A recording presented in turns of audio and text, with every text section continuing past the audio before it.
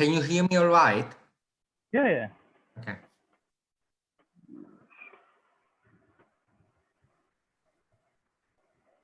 I think we're live now.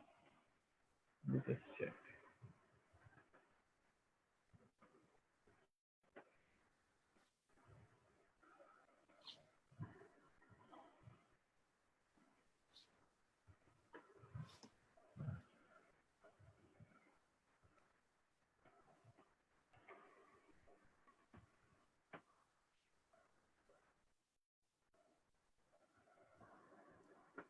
Yes, we are. I was caught off guard. Hi, and welcome to PWB Open Session. We haven't done this for a while now, and we made sure that we come back again and we talk to all of you. I already have Mauro, Enid, Lawrence, and Sunil, and we're waiting for Simon to join in. Simon should be here in very shortly. Oh, Simon is here. So let me just get him in.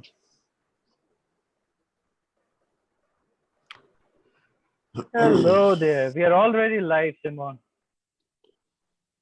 What's that? We're already live. Okay, good.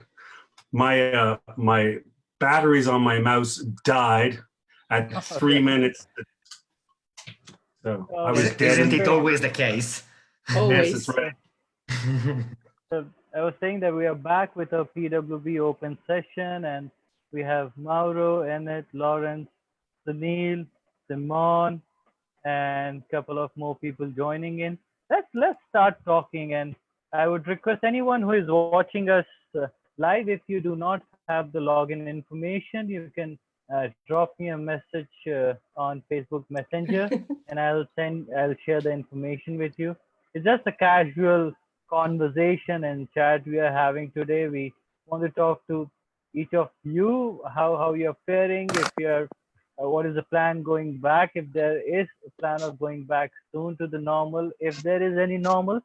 So let's start. Let's start with Simon. What's happening? Why me? There is no such thing as normal. I can tell you that. Normal does not exist anymore. Different is the new normal. But you know, I don't know if you want to start with me, because on a more positive note, I think, you know, things are starting to pick up here. They just opened the bookstores in Canada, in France also, because I have distribution in both French territories, and the things are going well. I haven't seen my numbers in Quebec for May. My numbers in Europe were okay. But above and beyond that, the federal and the provincial governments have been really supportive financially, and getting us out of the troubled waters, per se. Yeah, they're not giving us necessarily extra money, but the subsidies that they would usually give us later on, they've given us earlier so that we can sort of survive. But other than that, right now I'm still debating. One of the question is going back to the office or not. You know, that's one of the big things, because stores are reopening, but okay. I don't necessarily want to go back to the office. I'm happy in my home, you know. There you go, that's me. Yeah, I've started going back to office and I'm really liking it. But let's talk to Mauro. Mauro, what's happening? Tell us about your company. You said that you had some different plans before going into lockdown, and now let's just say they're registering a company on the 23rd of March. Yes, a week after lockdown in the United Kingdom, and trying to set it up hasn't been the easiest bit, I have to say. But in a way, it probably was a good thing, because since everybody was in lockdown and did not know what really to do, I had the time to develop the website, the company Facebook page. So all the things that should have took me, let's say, 4 or 5 months, actually has been done in 3 weeks. Okay. Here in London, the situation is that nobody give an, I don't use the word, okay, but basically we are still in lockdown and people are out and about like nothing happened, no social distancing whatsoever. I went to Clapham on Saturday last, and it was just crazy to see the amount of people. No mask, it's just incredible. And no any plan of reopening. They are saying that it's non-essential shops should reopen on the 15th of June. And then the rest, we're going to talk in July, which will leave the United Kingdom probably one of the last country worldwide, not just a European level, to reopen. There is no plan of reopening bookstores anytime soon. And as you said, there is no intention for anybody to go back to the office, meaning this working from home will stay quite as it is for some time. Because the problem in London, most of the people will have to take public transport, and I don't think you will find many people comfortable to be in a crowded train on the tube. So at the moment, the situation in London is this. As for my company, I'm trying to do what I've been doing this for basically 20 years. I represent publisher and sell rights and co-edition and trying to do the best as I can. And I actually can see worldwide, different countries are on different paths. And that is all for me, basically. Oh, wonderful. But it's a good timing. I believe I've been watching some news of lately from India, and I've realized that a lot of initiatives people have started during this time. So I think it was kind of a good pause for everyone to think and reconnect with things and see whatever is pending and restarting it again. And what's happening with you? Yeah, well, I'm in Zurich, based in Zurich, Komodo Verlag in Switzerland. And things have been quite rough here. Usually we are the country whose luxury and everything. But here for publisher, it was really tough. We didn't get really support from the state. It was, we got offered the Corona credit, but that's a very vague thing. So the publishers split kind of in two groups, the ones that went for the Corona credit and the ones who were quite scared to actually get into the situation to owe the state money or the bank's money. So there's there's a lot of political issues actually here about cultural political issues about publishing and what the position of publishing is in Switzerland, or the value of publishing and books in general. So we just started an initiative to raise awareness about the situation, because that's what Corona, the crisis, did to us. We became aware of a situation that we have to change a lot, and we have to do some lobbying. And what New Zealand seems to have done quite successfully, we have to start in Switzerland now, very urgent. Yeah. And for me, it was a very creative phase. I mean, I noticed, I just went on somehow, because I'm a very small publishing house. I only have 4 to 6 titles a year, but I really take care of these titles. And so for me, I was able to go on. And I just noticed that I really, since everything like Leipziger Buchmesse didn't take place, and a London Book Fair, and I just found out that I'm gonna take care of these personal contacts much more in the future. I think that's something that we really have to build on, and not care about the fairs too much, but organize meetings beside the fair dates. Yeah, that's really difficult with things not happening. Sylvia, what's happening? We haven't seen you for a while. Were you traveling? Hi. No, not traveling, but I had some bad days because one of my closest friend died. Oh, sorry to hear that. And then there are some relatives which are old, which are really sick, still sick. So it was a very tough 10 days. Although I tried to follow everything, of course, and to go on working, but it was a tough day from a personal point of view. So that's why I was listening to you and heard what was going on with Frankfurt. When we may have time to talk about that, of course. But Right, still, right. it was quite a tough time. And now it's strange because I came to the mountains. You know, Mauro, you know the Alps, of course. We are on the borders with Switzerland. And so we decided yesterday that we had left Milano and came.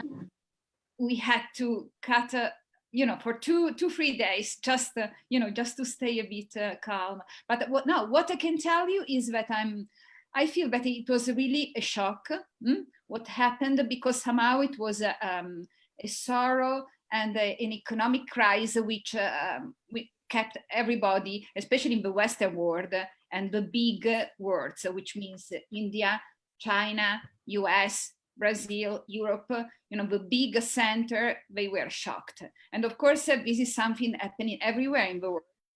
But I feel that it was something because, at the same time, I've got many friends in the Arab world, and I know some Syrian publishers as well. So I'm aware of what's going on in the world. I mean, I know that a virus is not nothing, but very little in respect to everything is going on in the world, in the Middle East. There is something so crazy going on everywhere. And but still it was something which touched the rich part, or at least the big economies of the world.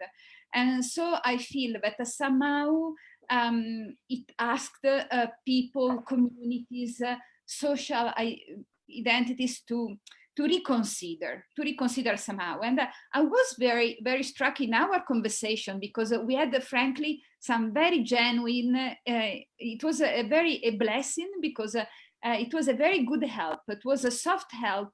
It is also now, I believe, our communion of friends. Because I remember when also Richard Charkin at the beginning had the talk about what we could do about the cutting, for instance, all the 25 steps from the publisher until the readers, and he said, well, that's too much, the supply chain, etc. So I feel that somehow for our business there are two things. One is what also Giorgio Armani was the first one in the middle of December who said that he wanted to reconsider first the recklessness of doing continuous on the catwalks, making New York, Paris, Milano. So all the same fashion people going around the world, the same people, the same clothes, in a random erratic idea, so flying, just to make the business on himself, like cacophony in a way, And so he said, I've got something very nice to show. I will show it in Milano, and then we can have just 3 places if we want to go, just make it. And then I'm going to present my fall issues now, and maybe the winter, not necessarily the 2 years. So not to produce so much in time. And what he's doing now already, So I'm just trying to to make things sober, but richful, with rich content, which can last a bit longer. And so, as Mauro was saying, of course, also if you are in rights, I represent publishers around the world, and I do also consulting, very confidential consulting also, trying to develop catalogs for publisher.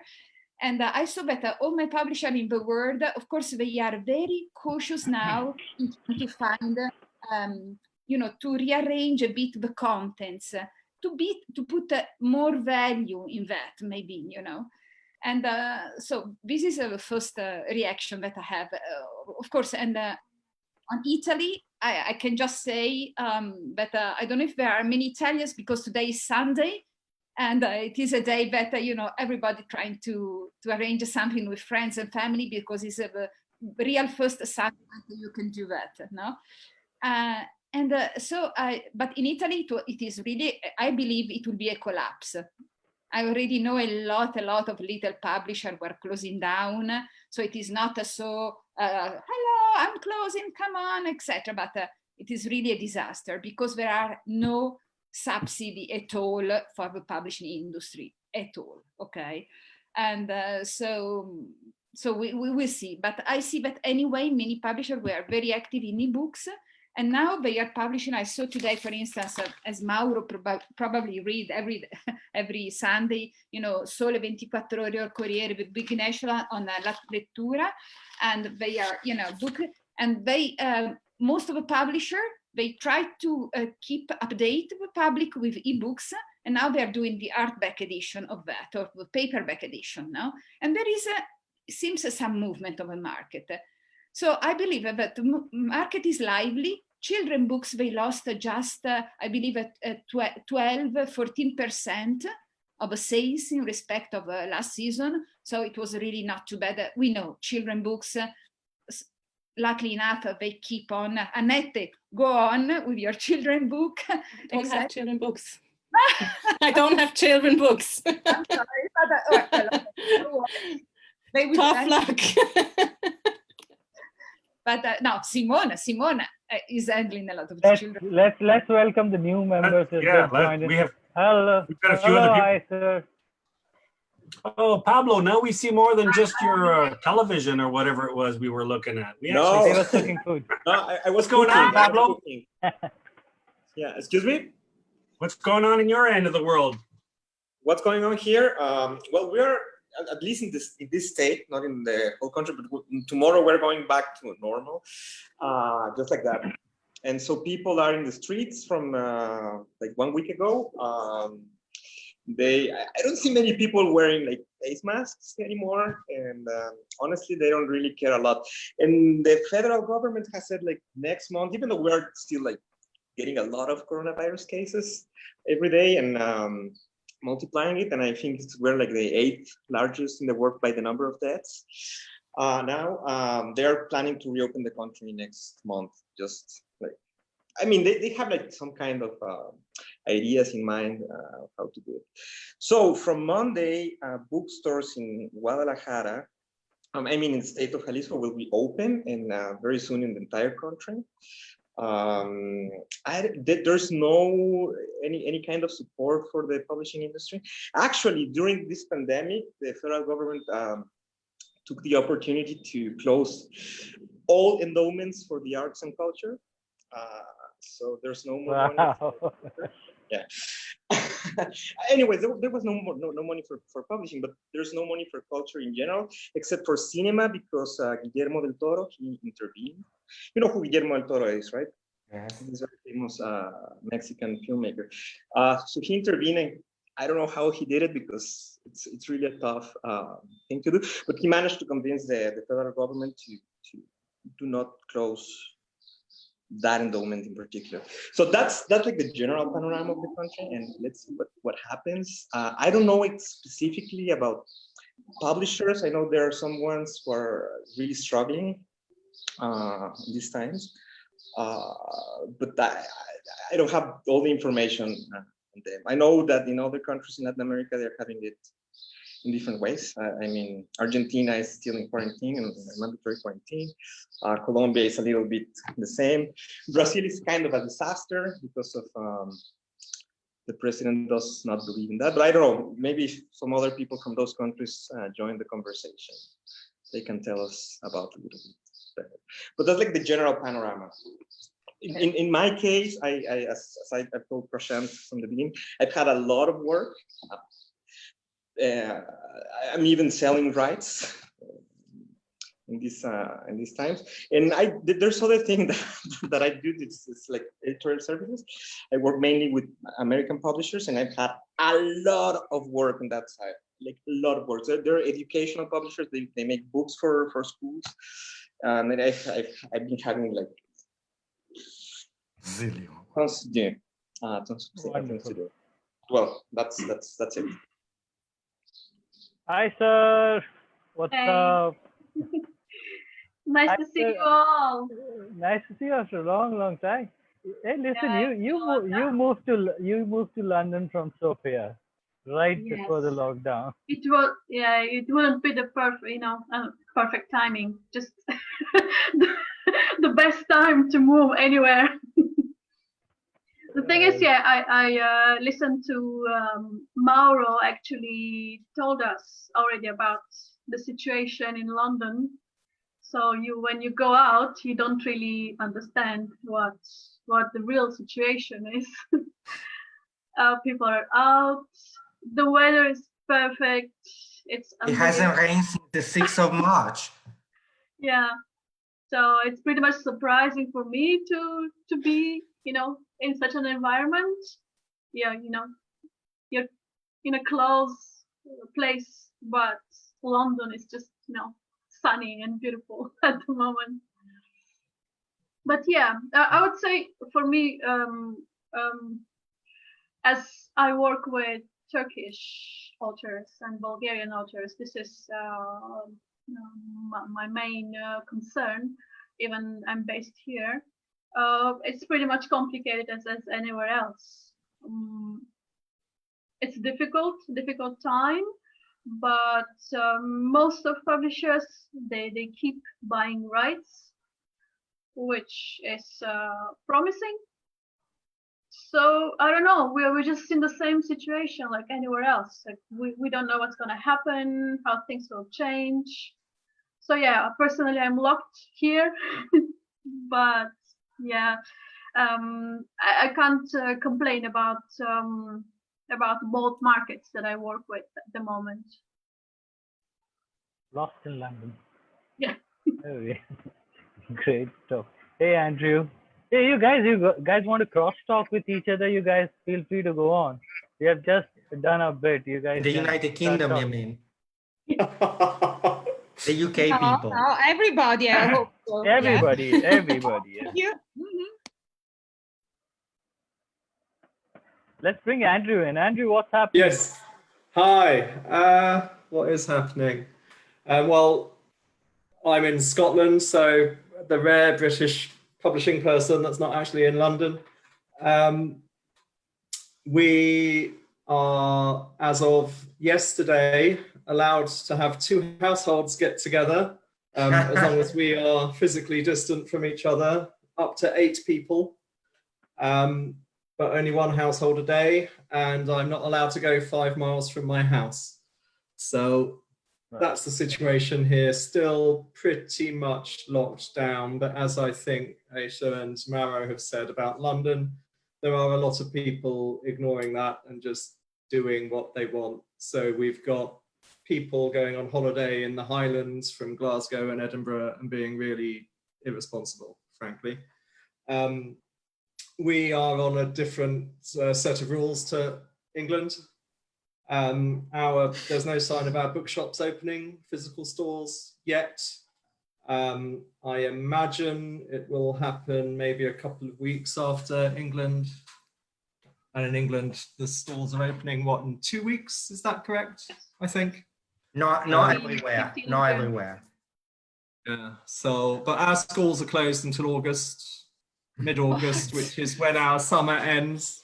You know, summer starts late and ends early in Scotland. As far as the publishers are concerned, the people I'm in touch with are, like everywhere, worried. Some are struggling, some are fine. We're having all of the same experiences that people have been talking about with digital. So ebooks are doing very well. Children's books are doing very well. Educational books are still doing well. But small presses in the UK and in Italy, from what Sylvia was saying, are having a really tough time. And at best cash flow problems, at worst, I think, facing closure. And that's how Yeah, we in are. London, you start hear about redundancy as well now.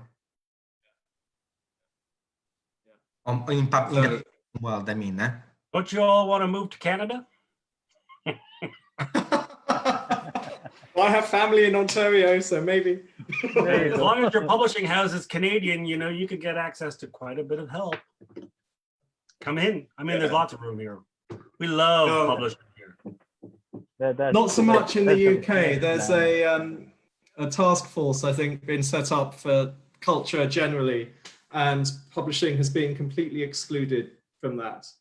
I don't know if this is because Boris Johnson doesn't like his book publisher or what. But Actually, Has theater Has and Nicola Sturgeon done something?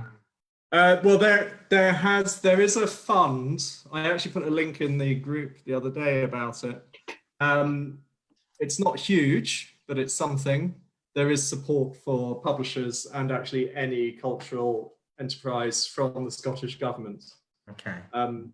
Obviously, Scottish government funds flow from Westminster, so they have money from Westminster that they can spend as they see fit in Scotland. So the overall pot is suffering from austerity, shall we say? But Nicola Sturgeon, the SNP, has decided to put some of it to culture and the arts. Is that That's something- eligible for sellers too? But Or? from memory, I think the fund is only something like £1,500. It's not going to save a business, but it will help you run an event or something, you know, or launch a book perhaps. I think the real challenge we're going to see here is when the furlough, do you know what the furlough is? It's basically what the government is paying employee to stay home 80%.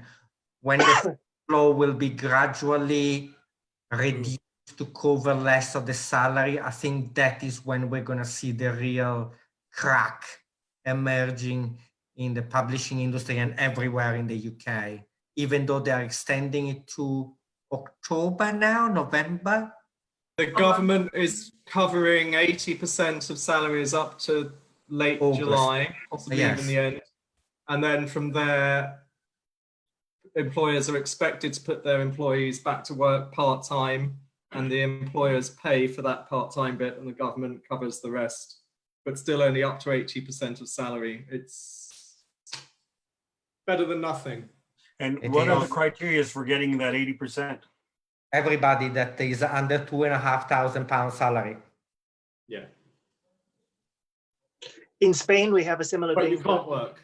So- You can't fire the employees at least 6 months after the end of the furlough also, so that you can't, you know, get the government funding and then not.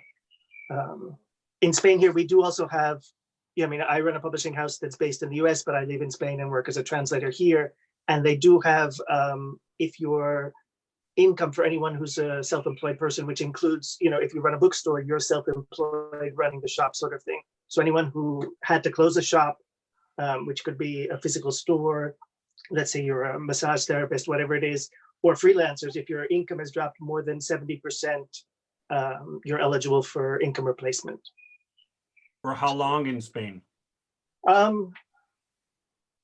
I don't know. I think that today they were discussing whether to extend the state of emergency until the 24th or the 26th of June. So they keep extending it. There was a joke going around of something that, you know, writers or translators will know of, final, no, really final, no, really, really, really final. You know, just Final notice. final notice. Yeah. Kind of. That's how a designer saves his final files. That is also so true. In Spain, Yeah. stores have been open for, depending on whether we've passed into phase 1 or not. Madrid took a few extra weeks to pass into the next phase. Bookstores are open. They have been open only by appointment only, but they are opening, I think, on Monday. You can't have, though, more than X number of people, depending on the square meters of the store. So mandatory to be having masks as well. Publishers, though, I mean, certainly of the books that I have coming out, the adult publishers still aren't sure whether they're releasing titles. Most publishers in Spain have delayed titles indefinitely or pushed things to the fall. So I mean, the Reentrée, which is normally crazy in September, is going to be even more competitive of, you know, trying to get attention for things. The children's books that I have coming out are all on schedule. So I mean, I have books publishing next month. Those are still on schedule. The situation in the US is, I mean, unfortunately, because of the police brutality, complete chaos right now in general, and people are, you know, fighting for their lives, basically. Unfortunately, in the riots, a number of bookstores have been burned. That's something that's happened. Our distributor for the publishing house that I run, the Poetry Publisher, has not been operating on full capacity. They have one person in the warehouse a day. So they are very limited in what they are able to do. Since most of the stores that they're working with are closed right now, we've had no orders for most of the lockdown. So that's definitely been something. And I mean, given the political situation right now, it's impossible to be promoting a book. You know, it feels unethical. It feels, you know, just terrible. So, I mean, the situation in different places is so different. It was interesting what Annette was saying about whether there's support for cultures, especially because I think in Switzerland, they do such a good job at promoting Swiss culture outside with, you know, the Pro Helvetia translation programs and literally Swiss and stuff. In Spain, the attention during the emergency has been the opposite, where all of the funding has been frozen during the state of emergency. So you couldn't apply, for instance, in Spain as guest of honor next year at the Frankfurt Book Fair. That program was on hiatus during the state of emergency. You know, that was frozen while they were taking care of local programs. In the US, it seems that are still going forward. You know, I mean, the stuff that I have that is scheduled, including a book that Pablo sold. We just got a nice review in Kirkus. The magazines are still running. The trades are still operating. They've made all of them free during this crazy period because they can't actually mail copies of Kirkus or PW. Or if they mail them, they're going to publishers' offices where nobody is actually working still. So most of the trade journals have made the journals free for anyone to consult. Lawrence, but what about people in Spain? How do they feel around? Are they joyful or are they sad? What is the general climate? Because when I'm speaking of Italy, of course, I'm speaking now of Lombardy, where I live, and around Milano and that area. But what about Spain? I don't know, what is the feeling of the people? Because here there is a sort of clumsy, people, they don't know yet to be joyful. I've got many friends of mine in their 40s or 50s, but they say, why, Silvia, should we go out? I mean, it's so fine that I stay home and I do my stuff and do smart working. I say, no, really, you should get out, because it's really when we get crazy now, when we feel isolated, of course. And if you have to work, also for me, it happens that in 2-3 days, I don't get out because I need to work, you know. But my girls, also the girls that I have in my office, they are smart working in different towns here around Milan, etc. But they also don't feel the necessity to go back to office, you know. And of course, it's very, as Simone says, when you have a lot of things to do and you have to run a family and you have things. So of course, you can work also in a little prison, and that's fine now when you are very busy. Still, I know that there is something wrong, no, unhealthy, no, because you need to meet people. You need to the conflict of the bodies when you are in the office, no, and a person who makes you crazy say, but why do you do it? No? And it's very useful because it helps you also to me, you know, I can also be isolated. Still, I feel that there is something wrong. So I wanted to ask Laurence, how is in Spain, because you are Mediterranean, etc.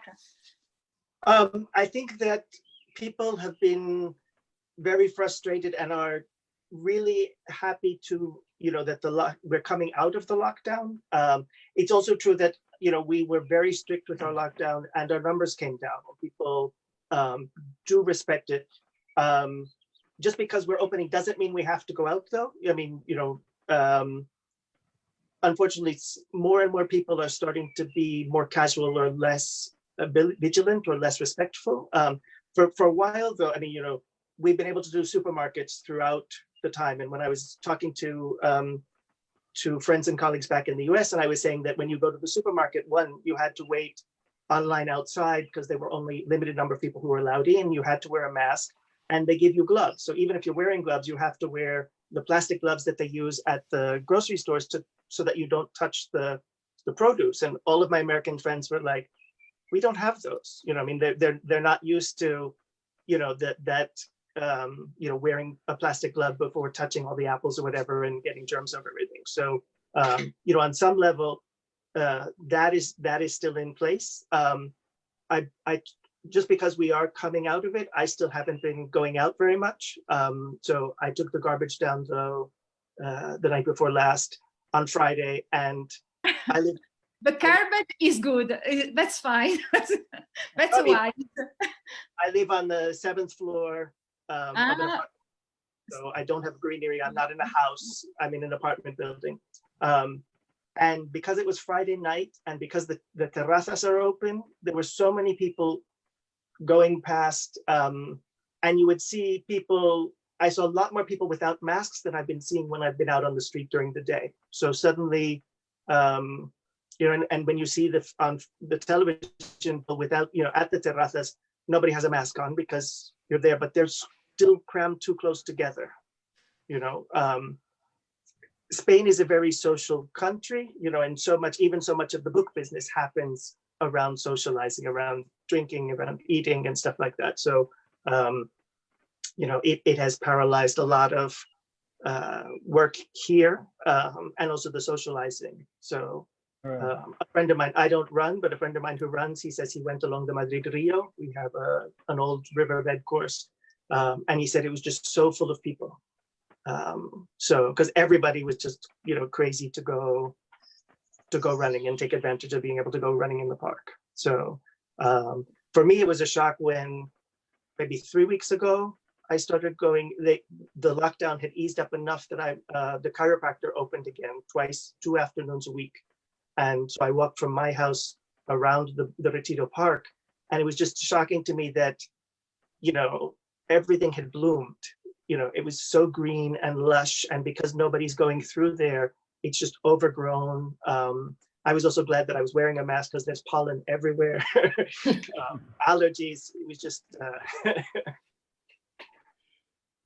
so I think though that, people are, certainly in the cultural thing, there's lots of people who have been, friends of mine or people online I've been seeing, and they're like, they went to their local small bookshop and bought books to help support them and stuff like that. So the book rate has been reactivated at Correos during the first month and a half, I think.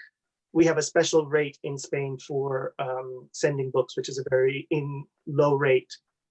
It's actually, I think, cheaper for me to send one of my poetry books from Spain to the US than from within the US, because it's such a low rate. Even the international rate is so much more affordable.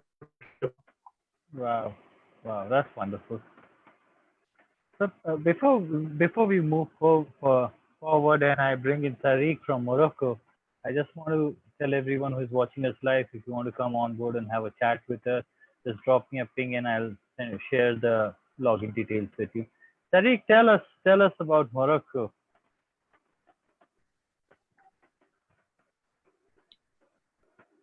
Tariq, can you hear us?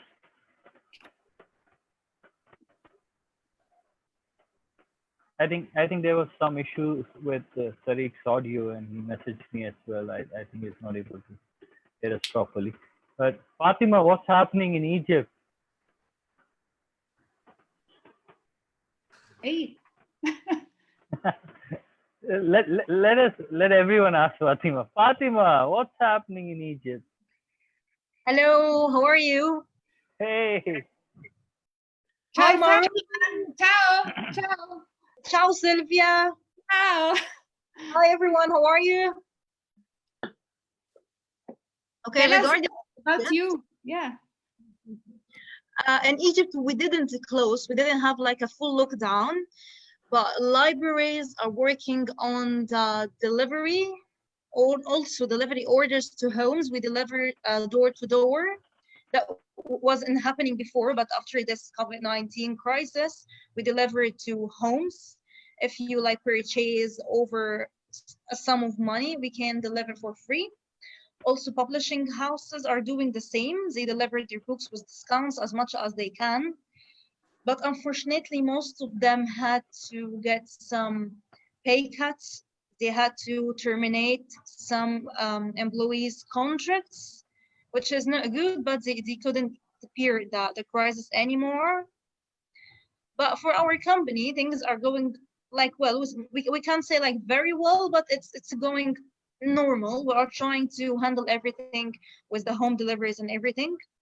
And for the general situation in Egypt, numbers are an increase. We are having over 1,000 cases every day, which is hilarious, but it's still not really bad because we are over 100 million Egyptians and we have so many refugees.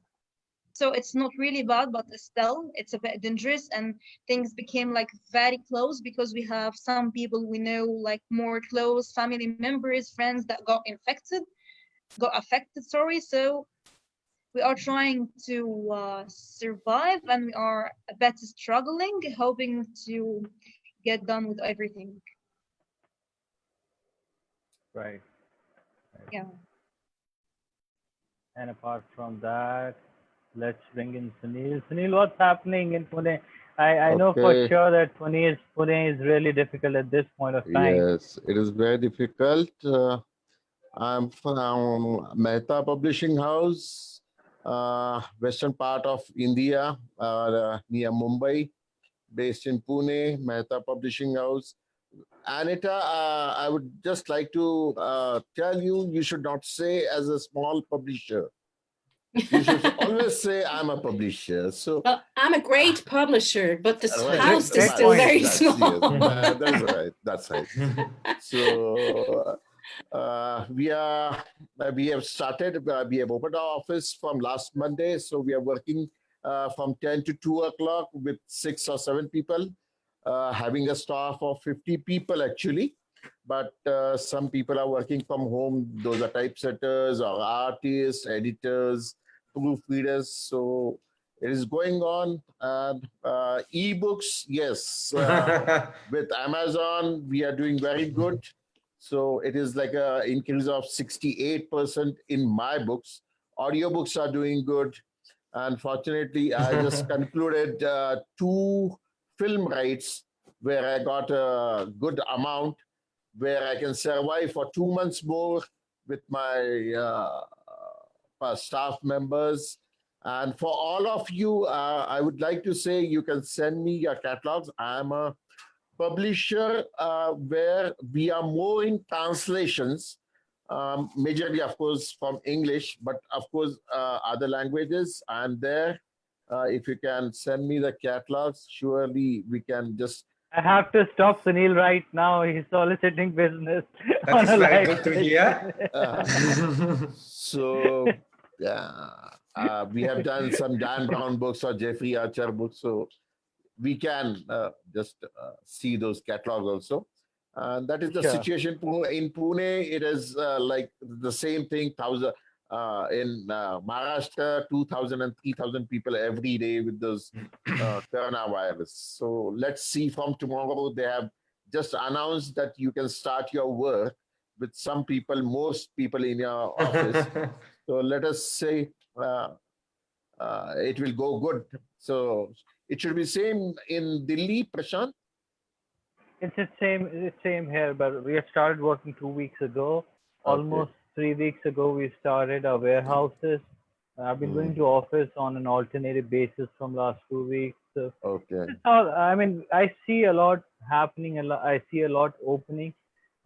For us, the unlocked part of the lockdown was really great.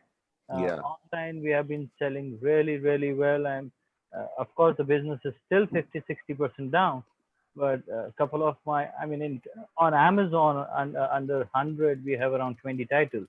Okay. That's the sort of surge in demand for children books we have seen, mostly around activity, coloring books, sticker books, which keeps children engaged. Yeah. Yeah. So that's the sort of trend we have seen here in Delhi. I have a question which Sarah Maria has asked on Facebook. What about schools and universities in your country? Are they open? Have they already chosen books for the next school year? And are they asking for e-books?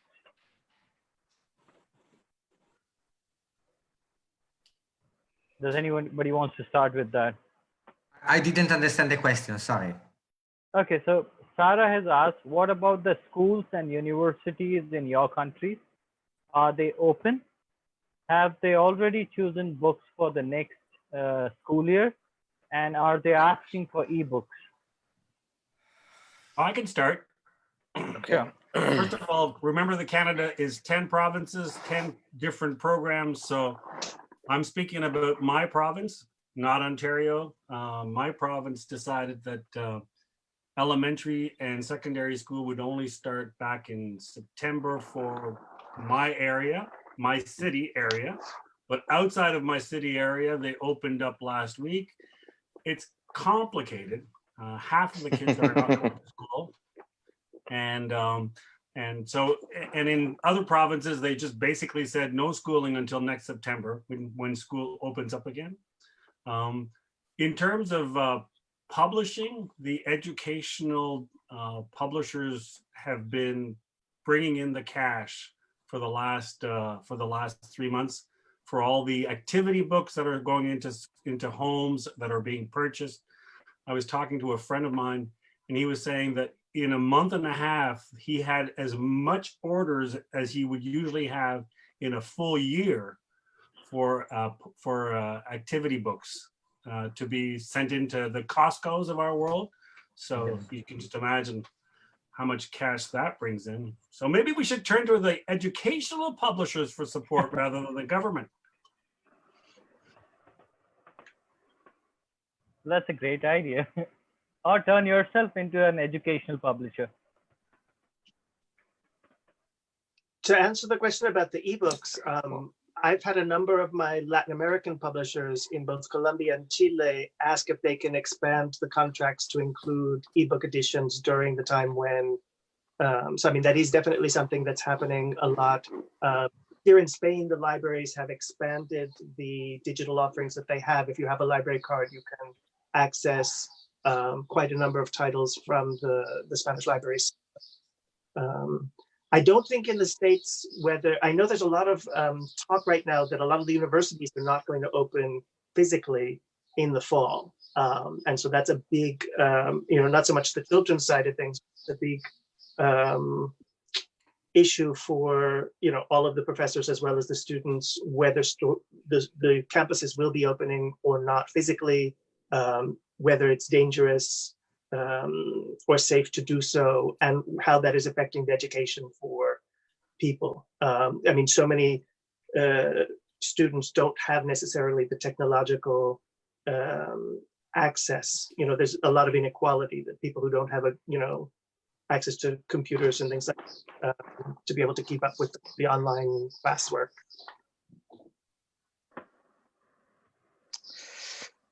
Well, about schools here, they're talking about opening them in August, but they don't know yet very well. So probably they will be opening soon. And the universities is more complicated because each university decides on their own. So some are thinking not having like in-person classes until next year. But I mean, everything is developing so fast that they don't really know. They started talking about opening schools in June, but then they decided it was very soon, so they moved it to August. So yeah, still a developing situation. I think in the United Kingdom it goes by age the younger the student, the sooner they go back to school. While if you think Cambridge University has said that they are not going to resume any face-to-face lesson until 2021. So I think kindergarten and primary are the first to reopen, and then they go from there. But obviously, here everything depends on the R number and the region. So depending how the R number of spreading the virus is related to the area, they decide to open it or not.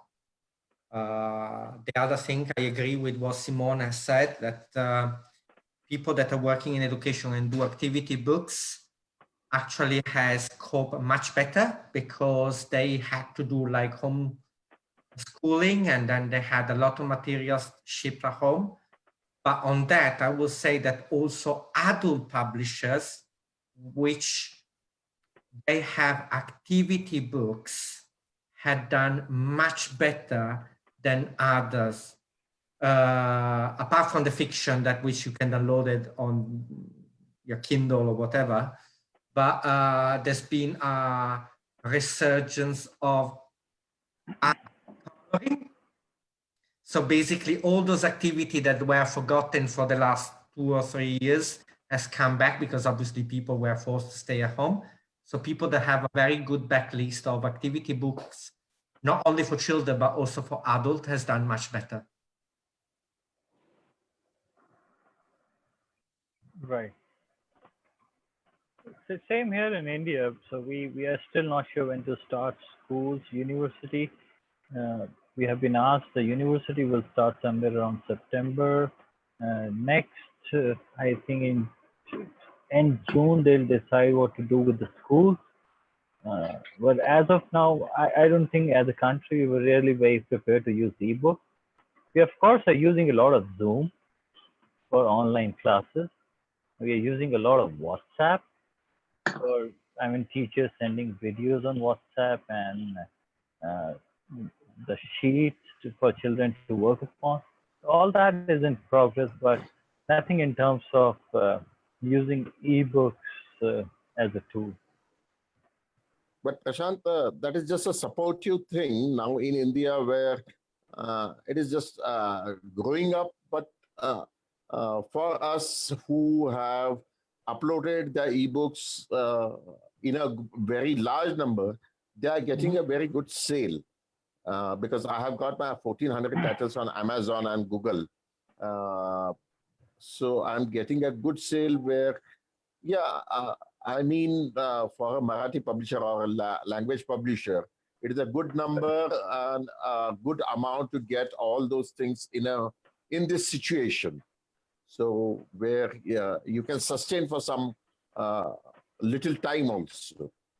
But you're talking about a trade catalog, not education. Yeah, not education actually, but just because the education catalog, the parents are not giving those devices in the hands of the children. So that could be a issue. I don't know actually regarding the education books. So.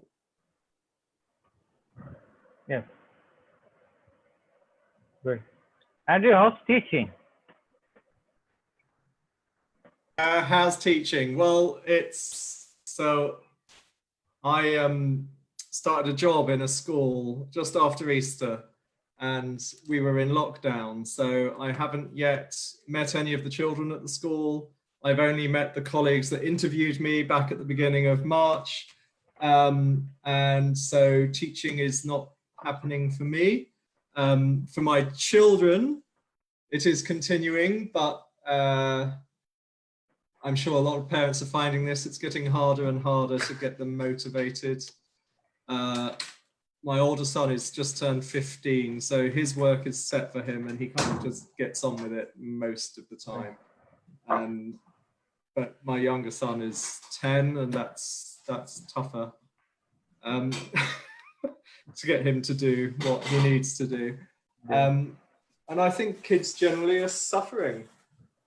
And everybody is for sure. but we've been in lockdown now for how long? 8 weeks, 9 weeks? Since the 19th of March. I don't know. I've lost count. It's like blancmange at this point. 19th of they're March. missing their friends, and it's really dented their confidence. And I think it's going to be hard going back to school. So Mauro said that schools are going back. And actually in England, that starts tomorrow. But in Scotland, as I said before, it's not happening before August the 11th, maybe not even then, with a very, very few exceptions where children aged 11 and 12 are about to graduate up to high school. Some of those will have some schooling just to kind of keep them in touch, get them back in touch for a couple of weeks. But then, of course, they've got 7 weeks off for the summer. So it's very disrupted. To go back to the question that was asked about what schools were doing here in terms of spending on books and if they were needing them, obviously the teachers have got much more pressing priorities right now, just trying to keep their kids engaged. And now they've been busy in England, I know, because I know a lot of teachers down there, getting ready, actually trying to prepare their premises and get them into a fit state where children could be in school.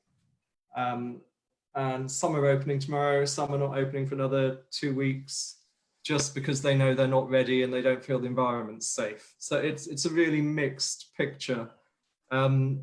But as far as budgets are concerned, I think the money is all going on resources to manage the crisis. I don't think there's any more budget for books, particularly at this point in time. Obviously, when August for Scotland, September for England comes around, schools will have a new year budget. And so maybe they'll be looking to spend then. And whether that will be ebooks or physical books will be quite an interesting question. We've seen on social media a lot of photos which are quite tragic and depressing for any book publisher, of school libraries with danger tape over them. Kids are not being encouraged to touch books. I mean, frankly, if a school engages in that, I think they're putting kids off going to school forever, potentially. I mean, if you see that, this red and white tape all over your school, isn't that just going to have a really bad negative impact on you psychologically? Just make you scared. I mean, imagine you're 5 or 6 and you go into school after 2 months and that's what you're confronted with, danger. It's like, well, I'm not going in the following day. So it's kind of crazy. These are the times we're living in, and it'll be interesting to see how in the longer term publishers succeed in responding to this, because it's insidious, isn't it? Yeah. I'd like to be back in school myself, or indeed starting my job. So we'll see. Well, one guy can give you part-time teaching. Sorry. One guy can give you a load of tips about teaching is Simon. Ah, yes. If I can say something, the library subscription though has soared during the coronavirus. That was the positive thing, because after years and years of government dilapidation of our libraries and basically doing that it was possible to trying to kill them, I have to say that was one of the positive news of seeing a subscription to public libraries soaring 600%. Okay, so this is why there is no money. Actually, there is not going to arrive from this government whatsoever. I want to go back. I'm a teacher. I taught years ago, but I would dare to say that today's reality, I don't know how I would deal with teaching with Zoom and controlling students and sending homework and validating. And I was telling somebody that we here in our province, and I think it's true pretty much everywhere in the world, we've not really developed that competency in terms of teacher training. We've never thought that it might be important to teach our teachers how to teach from home. And I think there's a lot that needs to be happening now in our in our teacher colleges and universities about not just managing students, but managing students on a computer. And that's really interesting. And I have to go, but I'm going to be listening to you later on, and I would love to hear about what's happening as well with telecommuting, or whatever you call it, like working from home. I know that here in our province and in our country, they're talking about the fact that there's going to be a residual where a lot of people are not going to be going back to work. There are some companies like Spotify that have just said that they're not taking anybody back until 2020, the end of 2021. So they're keeping all of their staff, but they're keeping them all at home. So how is that going to, how's that going to change the picture of work and office spaces? And I mean, large companies that have humongous office spaces with quarter of the staff in there, are they going to be reducing that? Is that going to be great for buying residential areas or whatever? Just so those are my questions, and I won't be listening now, but I will be listening later. But that is a very interesting question. Cheers, everybody. Love you all. Ciao. Stay safe. Wash your hands and don't drink too much. Well, cheers to that. No, Prashant, Let's- I'm actually terrified about the new generation, because especially the younger kids, the 6, 7 years old, that they just started school, they had to handle how to stay with friends. Maybe they are just the single children. As Mauro knows, in Milano, you have a lot of families now, but they've got just one single children. And that kid just has to handle a new relationship in school with friends, discipline, which is not his own. And that's a really tragic, I believe, because many of my friends who has got younger children, they are scared now by the screen. They just don't want to see friends on the monitor anymore. My brother is a professor at university, and he says he's tragic also with grown-up, because grown-up students, they tend to say, I'm sorry, professor, my video camera doesn't work. I'm sorry. Or, he's teaching and nobody's there apparently. And he asks, hello, just tell me about what I explained, etc. Nobody's answering. And so it's really the disembodiment, as Mauro was saying also about architecture, the problem of a body, the expression of the body language in working places. That's very interesting. That would be very, very interesting to consider. But for children, I believe it is a drama. It is a drama that maybe we have to address once it can happen. No, I totally agree with you, Sylvia. One of the things which I have seen is how much is the output you're getting by teaching online. But my biggest worry is children with autism, children with social communication disorders, social anxiety. These guys need people to be with them. And because of the lockdown, the only thing that can cure them is being with people. That is being taken away from them. So that's one of the biggest challenges. So when we talk about inclusivity, it's a big challenge for children like, more. I want to say that I want to be positive here. We as a human race, I think we are a social animal. I think as long as we portray this, we will arrive at the point that we are made for social interaction. We will have to go there. We will arrive at a point that I would like nothing than take this computer and throwing out of the window, because I already can't handle it anymore. You can already tell, you can have as many meetings as you like in Zoom. Right. But I'm already fed up and bored with it. But I hope from this new way, at least a new culture of working comes together. And I want to take Simone's question on that. I live very close to the city of London, okay? So there are buildings one after another that at the moment are empty, okay? Empty, because they're all offices.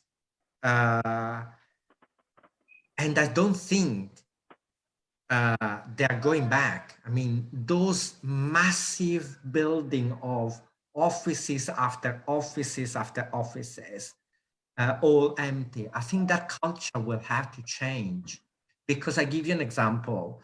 My partner that he's in healthcare, there was a culture of going into the office, which has changed dramatically since the coronavirus, which is no longer needed. And I wonder how many of those office spaces will never be filled in again. I hope many, because if you see so many buildings in central London with all the lights on, it's just a disgrace. But anyway, that is another story. Let me Prashant welcome here. Rajiv and Govin. Hi, Rajiv. Hi, Govin. Yeah, Lawrence, please go ahead. No, I mean, here in Spain, even during Hello. our strictest, we had a special dispensation for people with autism, especially children, and they wore a special blue something so that other people didn't try and police them, that they, you know, everyone knew that they had special dispensation to go. Right. I was, when Andrew was talking, so because my husband works at the Children's Hospital, some of my children's publishers have contacted me to see if they could actually donate books. And one of the interesting things is that because of the danger of sharing books, instead of the library that they used to have at the Children's Hospital, they now can give an individual plastic wrapped book to a child that they then take home from them after their stay is over. One of the things that's very interesting though is that they have a sudden need, you know, so I transmitted this to that and he put me in touch with the person at the hospital who deals with accepting these donations.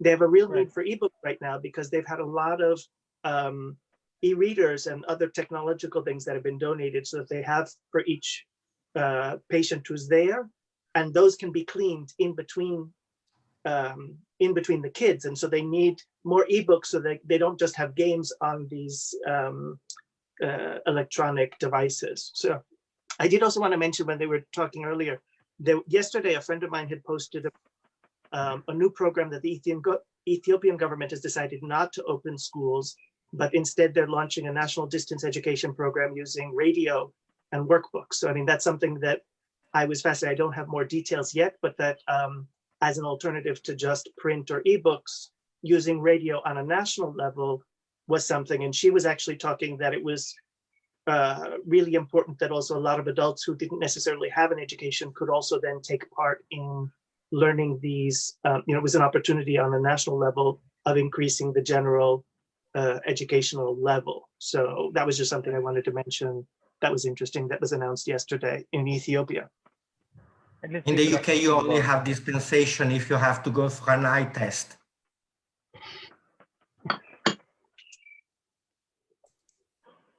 I say no more. Let's welcome Tariq. Can you hear us? Yes, I do. Hello, everybody. Perfect. Tell us more about Morocco. What's happening there? How are you getting back to the business? How much impacted you were? So we are passing really hard times here in Morocco, as in the whole world. So everything and everybody and all the businesses are stopped now. So we cannot talk about publishing now. What we are doing now is just we are doing things that we cannot do when we are working. So we are trying to solve our technical problems, to do our archives, to have some new projects. But as a business, I think it is a bit paralyzed. Especially we in the Arab world, we are so connected to book fairs. So because these book fairs are done for selling, because our business in the Arab world, it's a bit difficult. I'm not so pessimistic, but just to say that as soon as the book fair stopped, business stopped also. Yeah. Yeah, bookshops. that is one. Not That is one of the biggest challenge in Araval. A lot of retail book sales happens through the book fair. because we don't depend on selling rights, and we sell books, and we don't have the alternative like you have, for example, ebooks and electronic supports. So we deal with the hardcover. If we don't sell books, that means the business is paralyzed. That's all. That's what's happening, Rajiv? Let's move to Nepal. Talk to Rajiv. Hello, everyone. What's up? Can you listen to me? Hello, Rajiv. Hi, Rajiv. Hello, everyone. So glad to see everyone sharing their updates on the publishing and all. So it's so interesting. In Nepal, we are on a very initial stage. The lockdown has extended for another 12 days, which is again going to be till June, May end. And very few businesses are open. The production, especially the industries, but mass public is not open, and we are not clear when the school is going to open. But the very good part is government has started opening up some stationaries where the government textbook can be supplied. But again, it's not very clear how to deliver. So in general, there are lots of stationaries and small bookstores has opened up, trying to push the textbook, which is good sign. But again, for the private textbook and for general children book publishers and general books publishers, it's again a very big challenge. I just had a very quick meeting with one of the very big and good online delivery stores, and they have also started their delivering from today only. So it's in the very beginning. We have started also from a couple of days back, starting with the warehouse management and internal work. Now we are delivering once in a week, which is a very small number. But again, it's like even on a lockdown, where we have tried to figure out some ways out to reach to the market, to the people, and we're trying. Just started and we're trying. So let's see how it goes. In terms of schools opening, government is very uncertain when they are going to open. They don't have any clear vision on it. So we're just waiting for it. A few of the schools in the major cities have started online classes, which means they are in demand of the books, but the delivery system, it's not working or it's not started. So we are on a very zero level and trying to figure out the best possible ways. Yeah, logistics becomes an issue. I mean, everything goes in hand.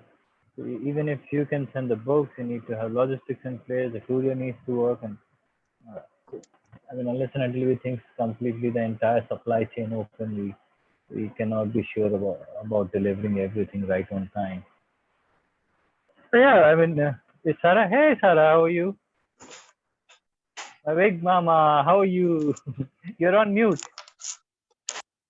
Having some You're on mute. connection problem. Finally, I managed to enter in the meeting. Ciao, Sarah. Hey. Ciao. Ciao. I had some problems with my Zoom sessions. So tell us, so from you, I really want to understand, because you're one of the language book publishers, and in terms of language, it's more academic. It's completely academic. Italian language learning book publisher. How are you impacted, and what is the next plan moving forward from here? So the market nearly stopped at all. I mean, schools closed, private schools are closed, universities are closed. So they just continue to use the books they have, and they are asking us for ebooks, but not very much.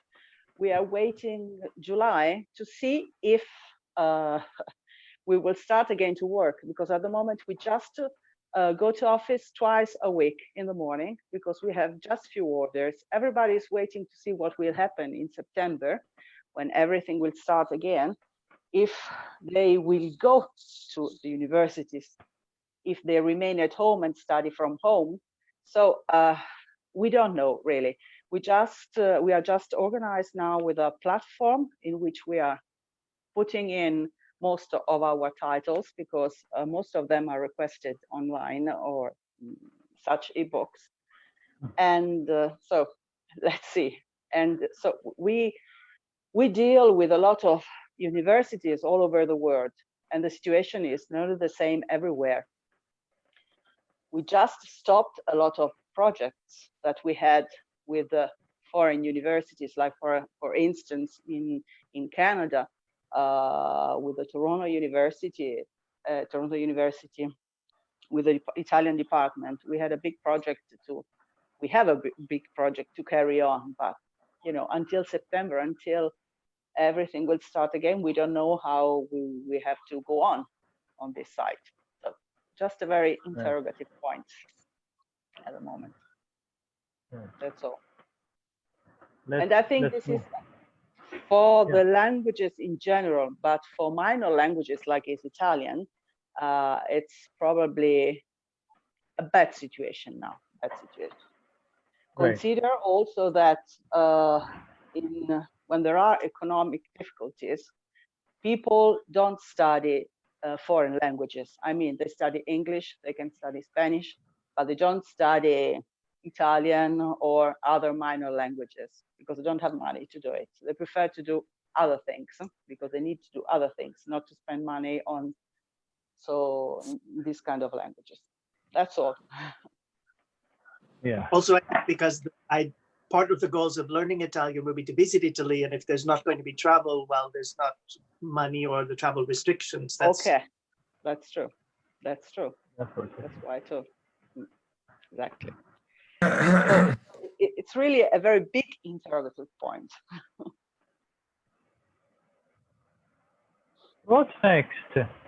Is there anyone wants to ask somebody a question? Or I've got to go, actually. I need to feed my family, so I'm going to say goodbye. Nice chatting, everyone, and I'll hope to see you soon.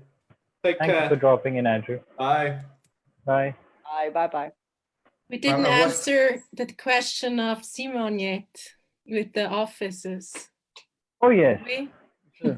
Yeah. Let's pick that question up and talk about people will be asked. The companies are asking people to stay at home till the end of 2020, and I mean, a lot of big companies, I think they want to save money on real estate, and also there are a lot of overheads when you involve and ask people to come to office. So that's a huge amount of money in terms of they could save a lot of recurring expenses. I don't know if that is happening in publishing. As of now, if you ask me, I have a team of around 25 people. All of them are working from home, and they will be continuing working from home till the end of June. So that's what we have in our mind now. If things change, and the only reason we are continuing with this is not to save any sort of real estate money. It's just that the traveling is very, very difficult. It's not completely open here unless and until the local transportation works in full force. We cannot ask anyone or everyone to reach office in time, or even come on a regular basis. So that's the rationale behind our thinking. But apart from that, a lot of big companies I have heard that it's 45 for an example. I don't know if there is any sort of discussion happening in publishing segment. Well, in the UK, nobody's going back soon. Nobody.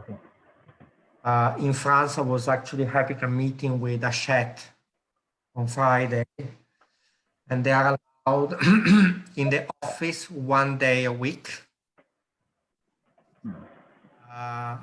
Because obviously, if you have been to the Hachette office, No, but there's a difference between asking people to come twice a week, thrice a week, because in that scenario, they're holding the real estate. They're not letting the real estate go. We are talking of situation, and I don't see that's happening. That would be happening in publishing, where people will be asked not to come to office till the end of 2020, and then they'll decide. So it's a matter of how soon a particular city or a country gets functional, and I think people will be back on the desk. I think in publishing, many company will portray this situation as stay at home as long as possible. I think in the US, there's been a lot of talk about the necessity of, New York or London in the case of the UK. And it's a shame that Andrew just left, as he's someone who's in the UK publishing from Scotland, not from London, as most of the other publishing people are. And especially in the US, there's a lot of talk about, how much of a barrier it is to have to live in New York, but as expensive it is to be in New York in order to be in publishing. And so in terms of, especially we just had a discussion in PWP about diversity and inclusion, the new technology may make it that a lot of these bigger publishers, which have been closed off to including a much more diverse, not much more geographically spread out number of editors and publishers and things like that. Now that everyone is working virtually, that may open up opportunities if the companies change their mentality of only taking people who are physically adjacent to so it'll be an interesting, we'll see what happens long term, and if these things will open up opportunities. Hopefully they will, and hopefully it will result in a more equitable and diverse publishing ecosystem. Right. That's again a different point altogether. So what's next on the agenda? Frankfurt? Frankfurt. Haven't we had enough with Frankfurt? I don't know. Can you have enough of Frankfurt? Discussions around Frankfurt. So I don't want to go into that controversial point at this point of time, saying that these guys have gone ahead. I have made that stance. The book fair people are doing their job. And a part of their job is to make sure that the book fair happens. And to make that happen, irrespective of what is in the future, they'll work on the plan. Maybe a question closer to, do locusts eat books or only plants? Sorry? Do locusts eat books or only plants? Is the plague of locusts that is invading right now, will they only eat the greenery or actually eat books as well? I don't know. Well, now you're worried for something. They didn't come to Delhi, fortunately, so the direction changed and they moved on to the western part of the country. But as long as I know that they can eat all the vegetation, which includes a part of wood, so if I'll offer them the book, they'll eat it, I believe. So another threat to booksellers and book publishers. You never know, things have been crazy around, but I don't know if that will change. We had a rainbow today. So, beautiful. I saw the images on beautiful Instagram. rainbow. Yeah. But yeah, coming back to Frankfurt, Annette, I'm not sure. You don't go. Yeah, no, I'm not sure yet. So I think the latest press conference that has given me a lot of time to decide till August 15th. And August 15th is our Independence Day in India. So, that's when I'll finally decide. But looking at the possibilities around, I think it will be difficult to travel. Traveling would not be that easy. I'm worried about the commercial part of traveling, financial part of traveling. How would be the fares? How would be the stay? It already gets really crazy around Frankfurt. And then would it be really worth to go, in terms of if half of it is virtual, half of it is happening somewhere else, people are not coming? So all that is a big question. But it's great that they have decided to go ahead and they will do it, of course. That's the part of the plan. They will go ahead with the plan and will do it. I really applaud them for that. For me, if you'll ask me, I love going to Frankfurt, but I would really miss Guadalajara. No, I was just asking. I was just asking mainly because you know, because for me this whole time I really missed exchange, you know, like not only information but also motivation, you know, kind of talks you have at the fairs. I mean, they're not only about selling rights or something, but you also really get new ideas and new kind of partnerships, you know, and you find colleagues that think have the same vision of books or publishing in general. And that is something that I've really missed during these, I mean, with Zoom meetings, you never get to the point where you really find out about somebody else, right? It's just information that you exchange. And that's just, so that's why I was asking, what do you think about Frankfurt? Is something missing? And also in you know, also in connection with the question of the offices, because I think that's something for me personally that was missing during the time I was at home. I missed the exchange with my co-workers, you know. I mean, the moments you talk about projects just quickly, you know, oh, what do you think about, Silvia? Absolutely. No, absolutely. I believe, but the problem of book fairs is unmissable in our job. My job, particularly, I go usually to 12, 15 book fairs a year. So half of my job is really to go to book fairs. Also in a public way, or maybe just for someone to have a look, to find titles, etc. So the problem for me is really tragic.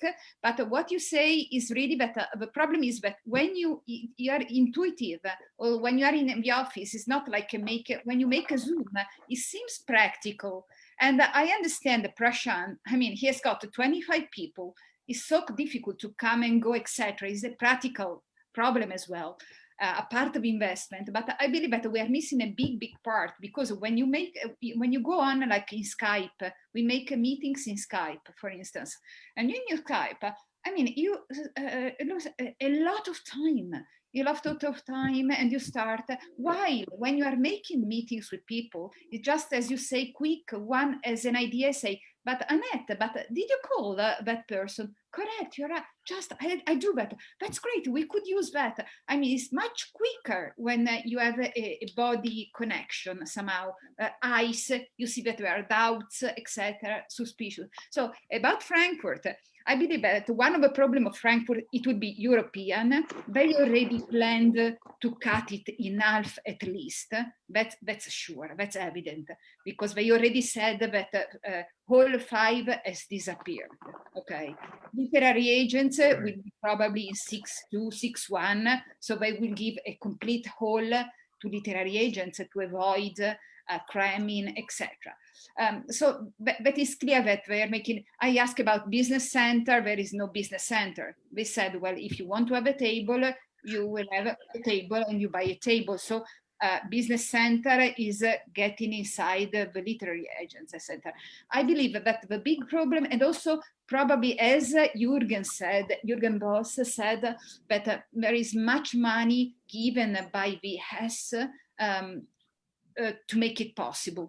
Okay, they wanted to say Frankfurt exists, Frankfurt stays, no, and can be culturally interesting that goes on. But what do they do? Of course, for fellowship, for any national, also like the national Italian stand, like probably the Canadian, all the national stands will be free of charge. Okay, so Frankfurt is paying national stands. So most probably, I feel that there will be big national stands for people who wants to get there, because, and also the only big problem that I see, apart of the fact that if you go there, you don't see half of the world. That's clear. I believe that Asia, I mean, of course, there will be Chinese, whatever people want to try. Yes, of course we go. But generally speaking, Asia is more or less cut off. Africa, it would be really difficult to Africa for come, because they have different conditions, etc.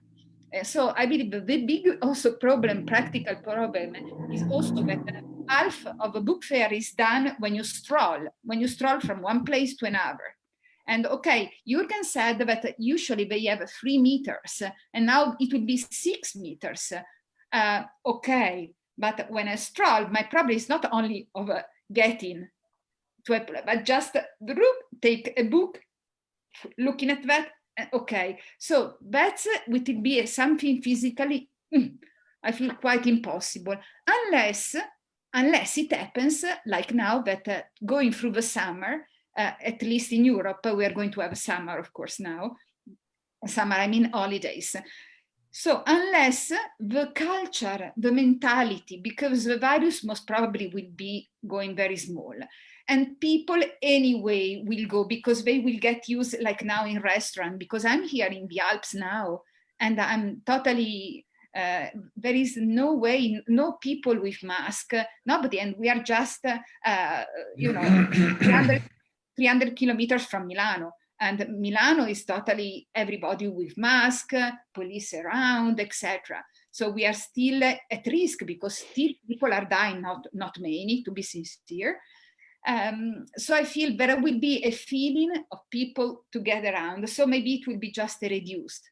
But you are right, Prashant, that to have a dubious like that going on, and also you have to plan, and usually you plan now, Frankfurt, all the appointments, what you have to present, to organize, to launch on international market. So that's quite a disaster. And so, but they decided to go, maybe it was easier to cut everything this year. And to be, maybe. Well, from the British Publishing Association, we should know this week if they're going or not. That is what they told me. Going back to the office things, another thing that is merged, which is not going down very well, I must say, especially from a privacy perspective, is that big company, we're not talking publishing only here, we're talking about across various industry, bank, finance, blah, blah, blah, blah, that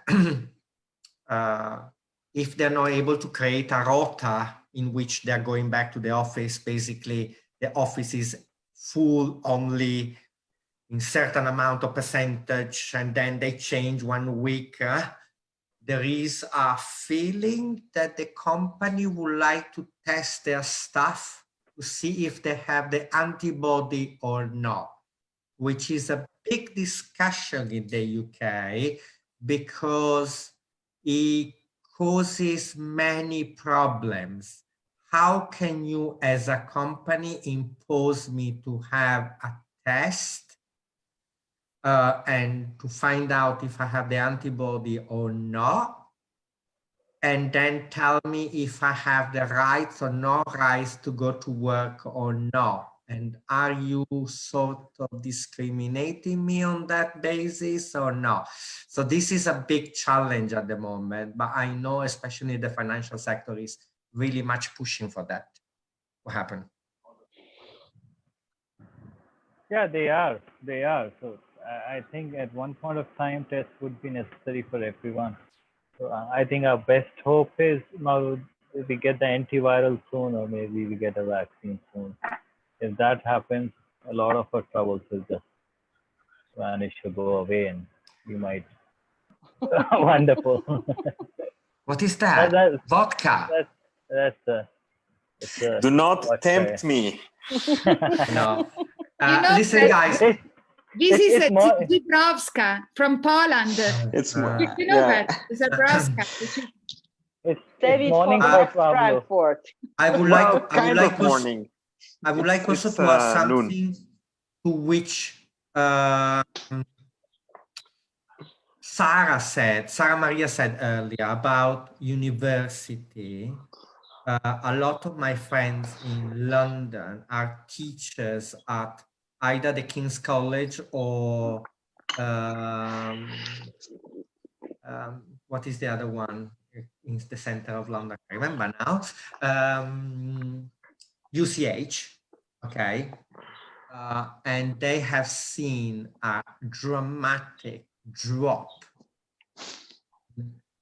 new student enrolling for the next academic years for the simple reason that why should I pay an astronomical amount of money to go to study to a UK university when I cannot have a face-to-face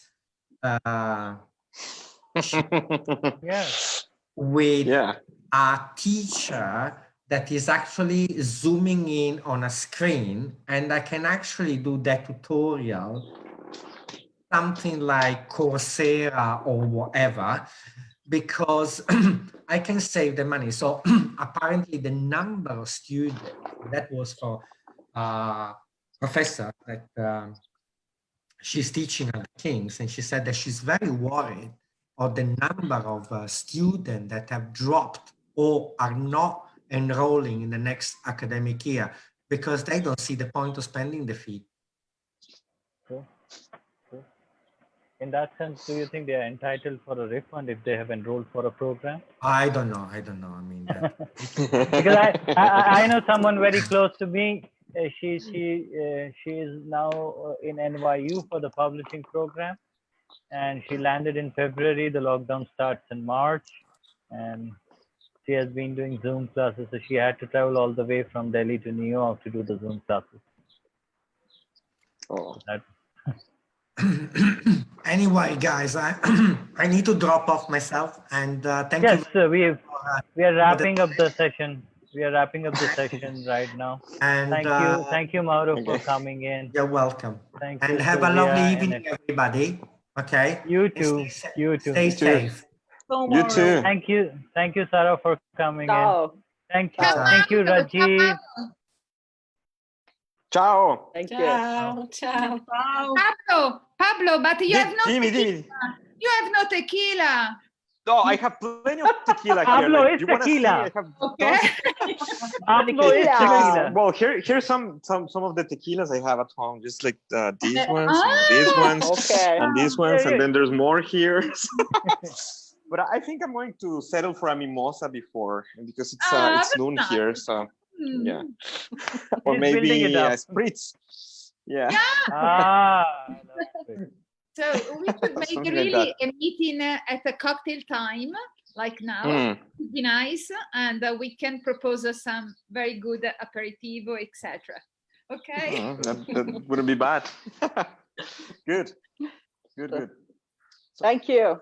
Bye. No, thank you. It was Ciao. lovely having Ciao a you. tutti. Ciao. Ciao a tutti. Ciao. Grazie, Sarah. Shara. Grazie, Prashant. Grazie, Thank you, Prashant. Sylvia. Oh, thank you, Prashant. Yeah, thank you. That's great. Great man, wise man. Me? Yes. Me? Yeah. I'm wise. Wise, yes. I could be. Well, you're I gonna- could be. I could be a wise ass, but I cannot be a wise. No, you are a genius. You are smart. You are a beautiful man. I hope you are a good husband. I hope good husband. I hope so. Good dad. I hope so. I hope. Well, we hope have to ask the wife. Exactly. Fatima. That's not gonna happen. Ciao, eh? Ciao, Silvia. Take care. Fatima But and Sarah. Fatima, if we travel to Sharm el Sheikh, is that fine? Can you allow us to come? Oh, I hope so. I hope to have you all here. It's my favorite destination. You know, I used to be in Sharm el Sheikh like every summer, but this summer I'm not going, unfortunately. Yeah. I still can. They opened like the internal flights, but it's a bit dangerous. Maybe next year I can have you all. Everybody diving. Yeah. Ah, dear. Pretty good. Yeah, the Red Sea. No, diving. Yeah. Down. Okay. Everybody Ciao. with me. Ciao. With me. Oh, of Ciao. course. Sarah, ciao. Ciao, cari. Thank you. Ciao. Thank you, guys. Bye, bye. Ciao, Let me Silvia. thank everyone who has dropped in. Thank you, Govind. We could not connect with you. Thank you, Rajiv. Lawrence, what about that thunderstorm and the bolt? Keep us updated. Hope you're fine. You were stuck on the screen for a while. Thank you, Mauro. Thank you, Sunil. Thank you, everyone who has joined in. We will keep on continuing these casual, informal PWB drop-in sessions. more so often now, and we invite every one of you to come in, talk to us, talk about what you're doing, how you're doing. Till the time we are logged in. When we are not logged in, we'll figure out a way to move forward. And yes, with Fatima, I would like to bring in few facts for the from the group. We are now 3,100 people. We have live sessions which can run for more than 24 hours, and we have done more than 21 sessions till now, excluding this. wow. So it's a great repository for anyone who is connected with publishing, who wants to come in and go through those videos. It's really good for everyone. I will request everyone who is watching, who will watch this later, if you want to conduct any sort of business, please do join our LinkedIn group. You are free to solicit business. You are free to share your manuscripts. You are free to connect with each other on business level. But on Facebook, we would request you not to reach out to anyone. And even if you reach out to anyone, we cannot stop you. But if they don't respond to you, don't pester them. That means they really don't want to get back to you. So you can drop a hi. You can request them whether they can look at the business with you. If they do not reply, just leave it there. So that's a kind request with everyone. Thank you, Enid. I forgot to thank Enid for dropping in, and we look forward to have you here again for another session. Fatima, thank you, do you want to guys. add something? So thank you so much. We are always happy having you on board. Let's say thank you, Pablo. Thank you, Sarah. Thank you, Sylvia, and thank you for everyone who attended this session. Hoping to seeing you all again every day. And we love you all. Thank you. Likewise. Bye. Bye. Bye. I forgot how to close this. All right, I learned it. Thanks, Fatima. You have a great day. Hope everything is fine with you. Now you're well with your health and everything. Yeah. Everything is getting like very well now. I'm all recovered, thank God. Perfect. Yeah. And Okay, so I'm meeting again on Thursday, right? Thursday we have a session on digital publishing in COVID times. Yeah, we will run that session through StreamYard. So I'm not sure, but we have a very extensive panel there, and we are planning more sessions. Let's see if we can keep on adding some sort of value to the group. Yeah, it's going really good. All right. Thank you. Bye, everyone. Bye.